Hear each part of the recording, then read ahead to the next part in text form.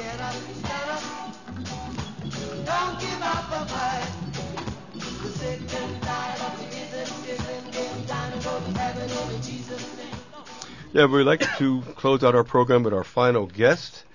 We've got Brother Marhawi, who's representing the Eritrean student movement and actions throughout the world. I have a long history going back actually to the Black Panther Party, where back in 1969-70 we took a stand in support of Eritrea's national independence from the Ethiopian Empire, and actually went to Ethiopia, went to Eritrea, was involved with the struggle there, and the organization I work with, the All African People's Revolutionary Party, among many others, provided a lot of solidarity work. In fact, I was banned from Ethiopia because of the solidarity work we did on behalf of the Eritrean Revolution, especially the role of women, which was the most advanced role of women in the whole of Africa during the guerrilla war movements of decolonization, and the fact that Eritrea was totally self-reliant in their armed struggle against the feudal regime of Ethiopia, as well as in the mountains of Eritrea building whole manufacturing centers for medical, for weapons, and so forth, all based on self-reliance.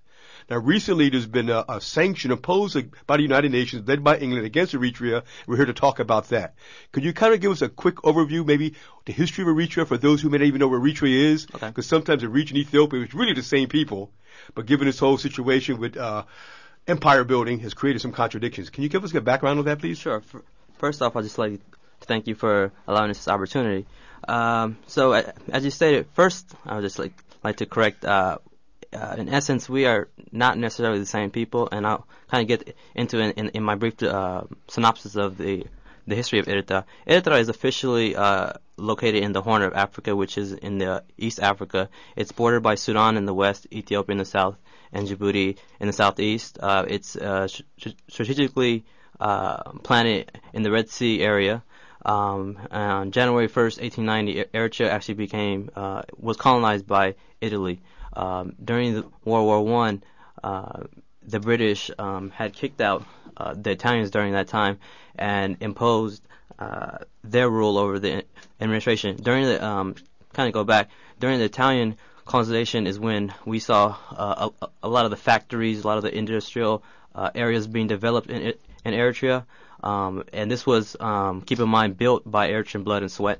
During the 1940s is when the British came in and dismantled a lot of that stuff. Mm-hmm. They dismantled a lot of the industrial. There was actually rail cables going all the way from Massawa, which is located near the Red Sea, all the way to Asmara. And that was dismantled, taken back to England, as well as taking a lot of the industrial expertise and buildings and taking it to Ethiopia. So during that time, the decision was made, what should we do with Eritrea? And I want to read a very important quote that Eritreans are very familiar with. At the time, this was the UN ambassador to the U.S., John Foster Dulles, and he stated, from the point of view of justice, the opinions of the Eritrean people must receive consideration. Nevertheless, the strategic interests of the United States in the Red Sea Basin and considerations of the security and world peace make it necessary that the country, Eritrea, be linked with our ally, Ethiopia. So this kind of sets the framework for the U.S. foreign policy that has been sustained over the last 30 or 40 years. Keep on. So during this time, we had the British. They had decided for partition for Eritrea between Sudan and Ethiopia, separating both the Christians and the Muslims. But what came about was actually we were federated with Ethiopia, and during that time, we were 10 years later, in 1951, is when we were forcibly annexed by Haile Selassie. And during that time, this is when we started seeing a lot of the destabilizing factors in Eritrea. The first was the imposing of Amharic as the official language of Eritrea.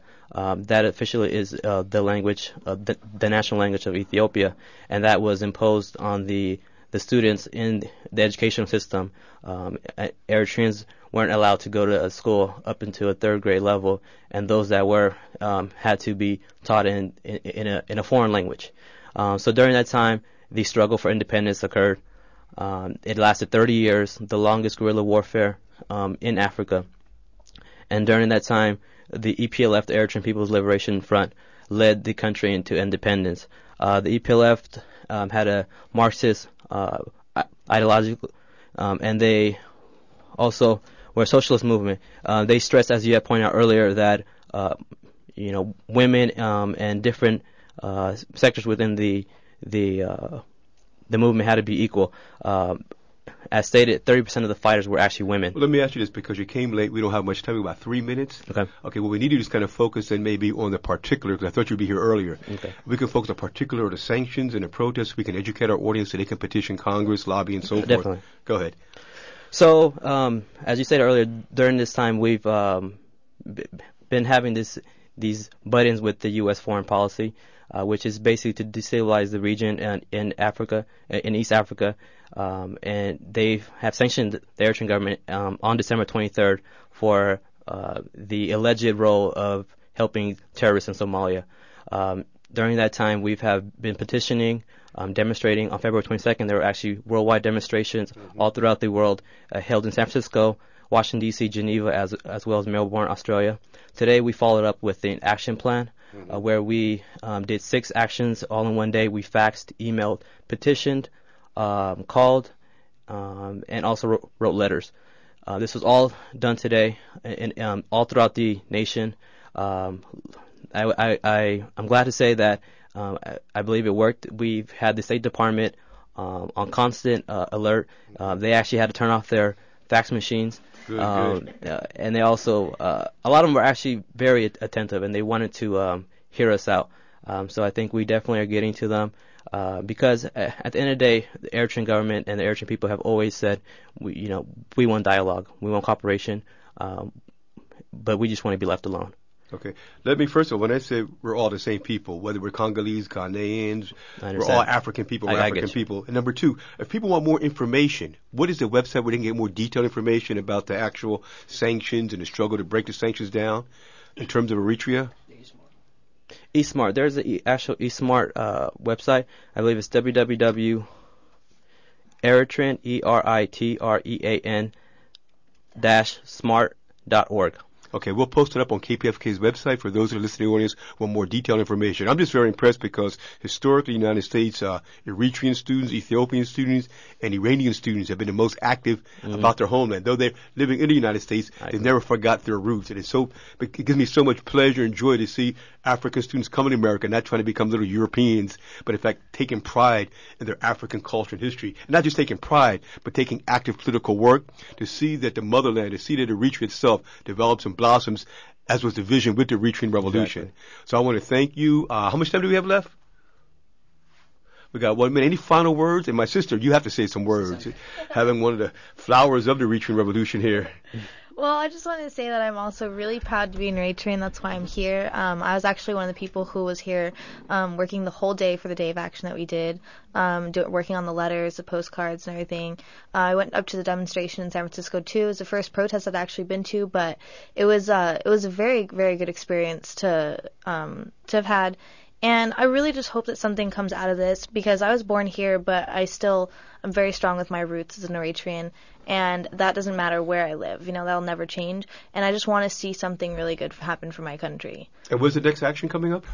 We are planning hopefully in the next month or so, but we'll let you know.